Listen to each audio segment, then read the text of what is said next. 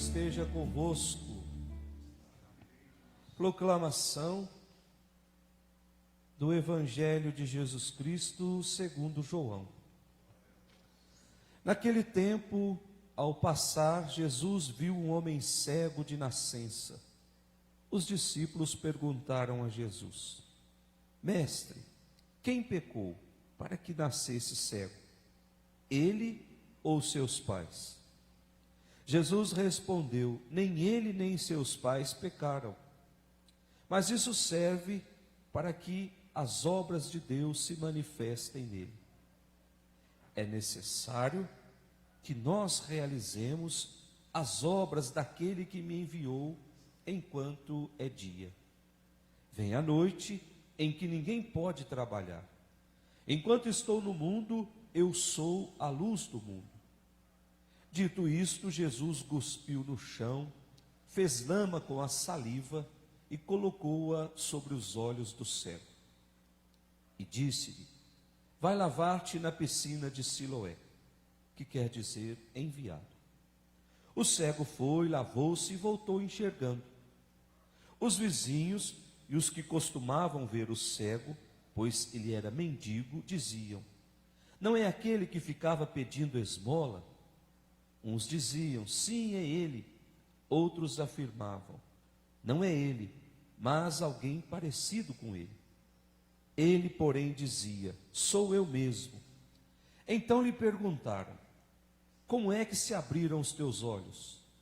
Ele respondeu: Aquele homem chamado Jesus fez lama, colocou-a nos meus olhos e disse-me: Vai a Siloé e lava-te.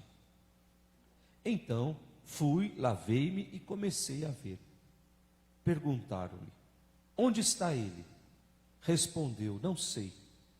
Levaram então aos fariseus o homem que tinha sido cego.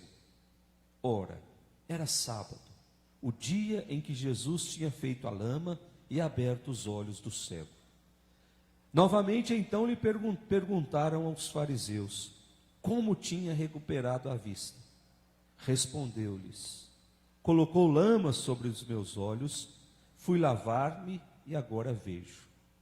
Disseram então alguns dos fariseus: Esse homem não vem de Deus, pois não guarda o sábado. Mas outros diziam: Como pode um pecador fazer tais sinais? E havia divergência entre eles. Perguntaram outra vez ao cego: E tu, que dizes daquele que te abriu os olhos? Respondeu: É um profeta. Então os judeus não acreditaram que ele tinha sido cego e que tinha recuperado a vista. Chamaram os pais dele e perguntaram-lhes: Este é o vosso filho que dizia ter nascido cego? Como é que ele agora está enxergando? Os seus pais disseram: Sabemos que este é nosso filho e que nasceu cego. Como agora está enxergando, isso não sabemos. E quem lhe abriu os olhos também não sabemos. Interrogai-o, ele é maior de idade, ele pode falar por si mesmo. Os seus pais disseram isso, porque tinham medo das autoridades judaicas. De fato, os judeus já tinham combinado expulsar da comunidade quem declarasse que Jesus era o Messias. Foi por isso que os seus pais disseram: É maior de idade, interrogai-o a ele. Então os judeus chamaram de novo o homem que tinha sido cego. Disseram-lhe: Dá glória a Deus. Nós sabemos que este homem é um pecador. Então ele respondeu: Se ele é pecador, não sei. Só sei que eu era cego e agora vejo. Perguntaram-lhe então: Quem é que te fez? Que ele te fez? Como abriu os olhos? Respondeu-lhe: Eu já vos disse e não escutastes. Por que quereis ouvir de novo? Por acaso quereis tornar-vos discípulos dele?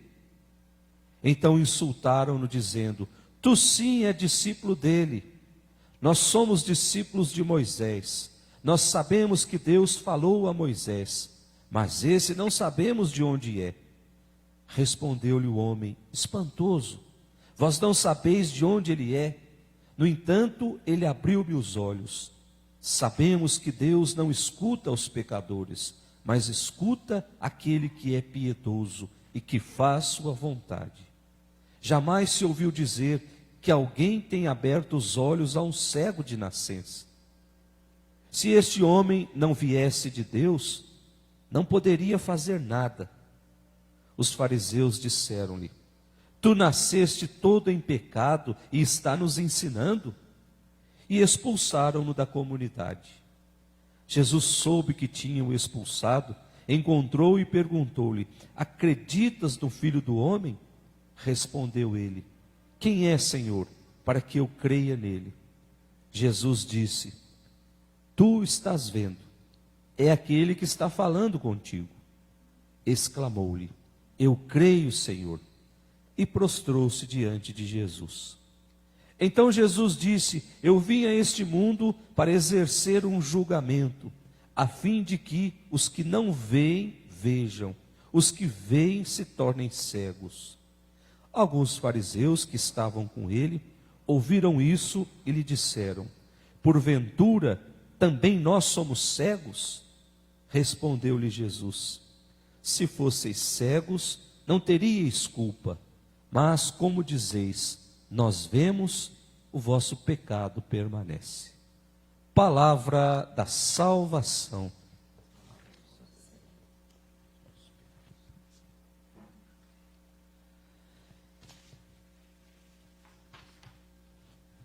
Queridos irmãos que nos acompanham pelas redes sociais, nesse domingo atípico, fora do normal, em que nós nos recolhemos em nossas casas e assim vivemos esse tempo de expectativa, esse tempo de incerteza. O que nós sabemos é que a palavra de Deus, ela não muda nunca. A palavra de Deus, ela é sempre atual na nossa vida. Propositalmente, hoje coincidiu Jesus curando uma pessoa. E é isso que nós estamos precisando nesses tempos difíceis, de experimentar a cura em nossas vidas, de experimentar mais um milagre de Jesus, além daquele monte de milagres que Ele já fez na nossa vida. É por isso que a palavra de Deus hoje nos apresenta e nos propõe o tema da luz. Jesus é aquele que nos conduz, que nos impulsiona a vivermos como filhos da luz. E ser filhos da luz é ser filhos da ressurreição, é ser filhos da Páscoa, é ser filhos daquela manhã luminosa da Páscoa. É não permitir que as coisas do mundo dominem a nossa vida, as incertezas do mundo dominem a nossa vida. Mas é caminhar nessa esperança de que nós somos filhos da ressurreição. E as três leituras que nós acabamos de ouvir, a primeira leitura, livro do profeta Samuel, o capítulo 16. Esse livro relata a eleição de Davi. Essa primeira leitura é totalmente falando sobre a eleição de Davi. Só para a gente recordar, essa primeira leitura foi escrita mais ou menos 1000 anos antes de Cristo. Numa época em que o povo estava totalmente sem uma liderança fixa. Estava sem uma liderança que fosse capaz de conduzir o povo para vencer os inimigos. Havia há pouco, antes de ser escrito, a morte de Saul com o seu filho Jonathan, que investiram contra os filisteus e acabaram mortos. Morreram lutando contra os filisteus em favor do seu povo. Então era preciso encontrar um outro herói.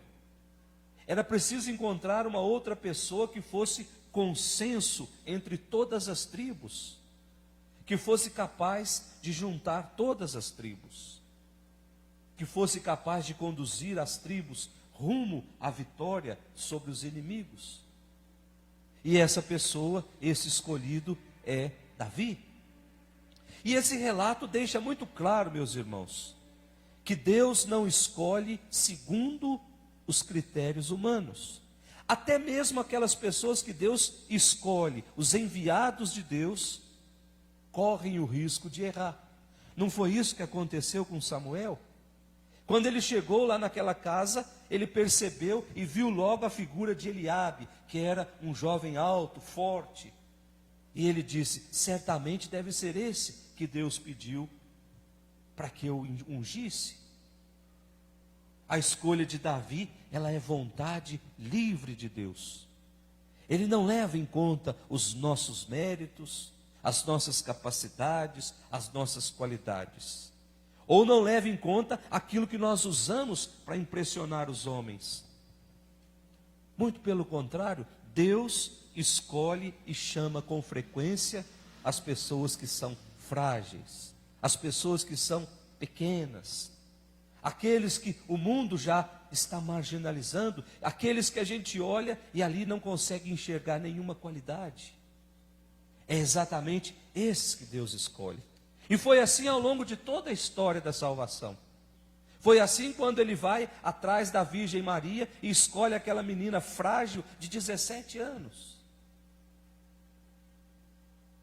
É assim a lógica de Deus. Deus escolhe sempre aqueles que o mundo olha com os olhos tortos. E através desses pequenos, através desses frágeis, Deus vai agindo no mundo. Porque Deus não olha para a nossa aparência, Ele olha para o nosso coração. Não é o que está lá no versículo 9 da nossa primeira leitura? Não julga os critérios do homem. O homem vê as aparências, mas o Senhor olha o coração. Versículo 9 da nossa primeira leitura. Depois a nossa segunda leitura, que é a carta de São Paulo aos Efésios, o capítulo 8. Paulo vai fazer de novo mais algumas exortações sobre aqueles que foram batizados. E aí Paulo convida todos a deixar a forma antiga de viver e assumir uma forma nova. Batismo me faz ser um homem novo. Então eu não posso ser batizado e viver como um homem velho, viver como um homem cheio de coisas do passado. Mas eu preciso me revestir desse homem novo.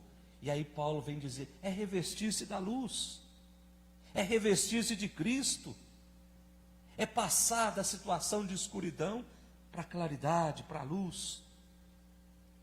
Aí Paulo vem dizer, aqueles que fazem a opção por viver na escuridão, estão vivendo longe de Deus, à margem de Deus. Esses recusam a proposta de Deus, esses são prisioneiros das falsas paixões, dos falsos valores. Aí Paulo afirma, viver na luz não, viver na luz é acolher o dom da salvação que Deus nos oferece.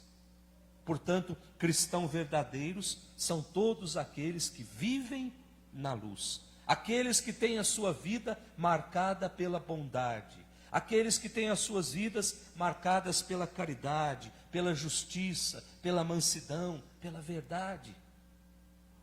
E aí Paulo vem dizer, desperta você que dorme, versículo 14. Não durma diante das situações que estão contrariando a lógica de Deus. Desperta tu que dormes, não permita que o mundo te conduza. Não durma para as coisas de Deus, não cruze os braços diante da maldade. Não cruze os braços diante do egoísmo, da violência, da exploração, da injustiça. São Paulo está dizendo, desperta gente, é hora de despertar. Nós precisamos desmascarar as forças do mal. Nós precisamos tirar essa cortina que nos impedem de viver os valores do Evangelho. É por isso que nós estamos vivendo esse tempo bonito da quaresma. E certamente essa quaresma será uma quaresma que nós vamos lembrar para a vida toda. Uma quaresma em que nós celebramos em família. Uma quaresma em que nós celebramos junto com a nossa família. As forças públicas pedem que fiquemos em casa, que não saiamos para as ruas para não fazer nada, que não frequentemos a igreja, templo, mas que vivamos a igreja, templo vivo de Deus, que somos cada um de nós. Portanto, a igreja não fechou. O que fechou foram os templos, porque igreja somos nós enquanto estamos reunidos em família. Então você que está aí nos assistindo aí da sua casa, você está sendo igreja nesse momento. Você está vivendo a comunidade dos seguidores de Jesus Cristo, mesmo que seja por um tempo de imposição. Estamos vivendo esse tempo de quaresma no sentido mais profundo da palavra. Por isso é tempo de despertar. É tempo de olhar o mundo com os olhos de Deus. É tempo de conversão. É tempo de mudança de vida. E aí a gente olha rapidamente o evangelho de hoje. O evangelho de São João, capítulo 9. Que nos apresenta de novo mais uma longa catequese sobre a luz, em que João descreve a ação criadora de Deus. E no centro dessa história, duas pessoas, Jesus e um cego. O cego, meus irmãos, faziam parte daquele grupo de excluídos da época de Jesus. Aliás, toda doença na época de Jesus era resultado de uma vida de pecado. Era assim que eles observavam, era assim que eles olhavam para as pessoas que tinham alguma deficiência. Se não fosse pecado daquela pessoa, era pecado dos seus pais, que a desgraça tinha caído sobre aquelas pessoas. Sabe, gente, nesse tempo de pandemia em que nós estamos vivendo, tem muito falso pastor por aí dizendo isso, que é castigo de Deus. São pessoas que querem conduzir o rebanho na lógica do medo, na lógica da incerteza. Porque se a gente coloca medo na cabeça dos outros, fica mais fácil de dominar a pessoa. Esses sim são os falsos pastores detestáveis por Jesus. Pastores que não conduzem para a vida. Pastores que são capazes de fazer absurdos para não perder o dízimo lá no final de semana. Pastores que são capazes de expor o seu rebanho, porque senão não tem o dinheiro do dízimo, não tem o dinheiro da coleta. Isso é detestável aos olhos de Deus. A gente precisa abrir os olhos e viver como filhos da luz, nesse sentido, de alertar essas pessoas, não sigam essa gente. Porque essa gente só tem os seus próprios interesses, não estão preocupados de forma alguma em conduzir o povo para Deus, em conduzir o povo para a luz. Por isso é missão nossa de batizado abrir os olhos, não permitir que esses demônios conduzam o povo de onde eles são, para levar para onde eles estão. Estão mergulhados nas trevas, estão mergulhados na escuridão, só pensam em dinheiro, só querem saber, por isso expõem o seu rebanho. Ao passo que nós estamos nesse tempo da quaresma, insistindo que olhemos mais para o nosso coração. Vamos ver o que é que tem ali no nosso coração, que nos identifica muitas vezes com eles. Nós não somos assim. Nós somos filhos da luz. E isso foi garantido por Jesus lá no dia do nosso batismo. Nós somos herdeiros dessa luz que é Jesus Cristo. Por isso, nós precisamos passar por essa experiência com a cabeça erguida, dizendo: eu não nasci para isso. Isso é um tempo determinado. Eu vou vencer mais essa etapa que o mundo colocou na minha frente, porque eu estou com Jesus. Porque eu já despertei, segundo São Paulo aos Efésios: desperta tu que dormes, eu já estou me despertando. E estou acolhendo essa proposta de salvação. E desse evangelho nós vemos Jesus se mostrando como sendo, mais uma vez Jesus se mostra como sendo a luz que veio para iluminar o caminho dos homens. Aquele que é capaz de encher de luz a vida daqueles que andam nas trevas. Mas Jesus não fica só em palavras. O que que acontece nesse evangelho? Ele age. Jesus prepara a cura. Jesus gospe no chão e faz uma lama e coloca essa lama nos olhos daquele cego. Olha que coisa bonita, gente. Jesus, é a primeira vez que Jesus faz o ritual de uma cura. Nas outras vezes, Jesus diz: a tua fé te curou, vai e não peques mais. Agora não, agora Jesus prepara, faz o ritual. E esse ritual de Jesus nos lembra o livro do Êxodo, quando Deus faz do barro o homem. Aqui Jesus está fazendo a mesma coisa. Jesus gospe no chão, faz uma lama, coloca essa lama nos olhos daquele cego, e aquele cego passa a enxergar. Mas antes de enxergar, Jesus pede para aquele cego, para que ele vá lá se banhar na piscina de Siloé. É a segunda parte dessa cura. Lavar-se na piscina, certamente para constatar se a cura havia feito daquele homem um homem disponível. Se aquele homem teria a generosidade ou a gratidão de reconhecer que Jesus curou, então agora eu faço aquilo que Jesus me pede. E ele vai se banhar na piscina de Siloé e se torna um colaborador de Jesus. Mas existiam algumas pessoas que conheciam aquele cego e que duvidaram da ação de Jesus. E também os fariseus, que sabiam que Jesus era capaz de oferecer a luz, mas recusavam aquela luz. Porque para eles é mais fácil viver e mais oportuno continuar com os esquemas das trevas. Essas pessoas que andam dizendo por aí que essa pandemia é algo que pequeno, certamente estão enganados. Não é algo pequeno. É algo que vai tomar uma proporção muito grande se nós não fizermos a nossa parte.